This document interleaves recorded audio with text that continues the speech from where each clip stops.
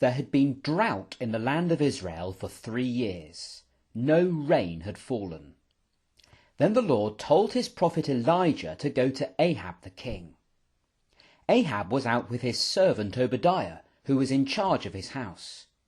Obadiah feared the Lord and had hidden 100 prophets when Queen Jezebel was trying to kill them. Ahab and Obadiah were looking for grass to feed the king's horses and mules. Obadiah met Elijah as he went on his way. Elijah told him to go to Ahab and say, "Behold, Elijah is here." But Obadiah thought Ahab would kill him if he brought this message. The king had been looking for Elijah everywhere, but he could never be found. Obadiah thought God's Spirit would suddenly take Elijah away to safety if the king came near, and then he'd be in trouble. But Elijah said to him, "As the Lord of hosts lives, I will show myself to Ahab." So Obadiah brought Ahab the message, and Ahab came to see Elijah. "Is that you, you troubler of Israel?" said the king. "You have troubled Israel," Elijah said. "You've broken God's commandments and followed Baal. Bring the 450 prophets of Baal to Mount Carmel, and the 400 prophets of Asherah." So Ahab gathered the prophets together at Mount Carmel, along with a great crowd of Israelites. And Elijah said to the people, "How long will you waver between 2 opinions? If the Lord is God, follow him. But if Baal is God, follow him."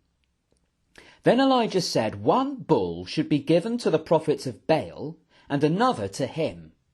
The bulls should be laid upon altars, and the prophet should call upon Baal, and Elijah would call upon the Lord. Whichever God sent fire down would be the true God. Elijah let the prophets of Baal go first. They prepared their bull and called on the name of Baal from morning until midday as they went round the altar. But no one answered them. Elijah began to make fun of them. "Maybe Baal is thinking, or busy, or away on a journey, or sleeping." The prophets cried out loudly and even cut themselves with swords and lances, but no one answered them. Then Elijah told the people to come near, and he built an altar from 12 stones, 1 for each tribe of Israel. Then he dug a trench around the altar and asked for 4 jars of water. Water was poured all over the bull and the wood 3 times, and the trench filled with water.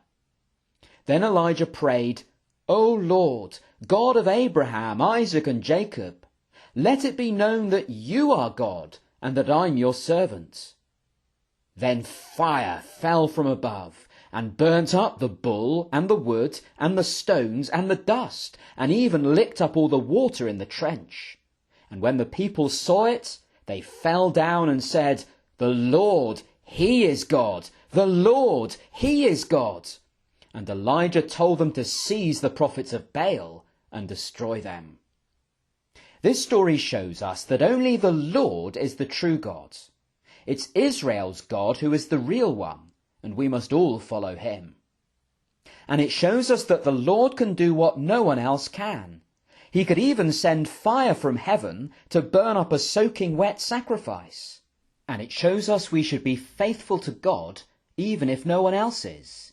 Elijah stood up bravely for God's truth, even though he was on his own.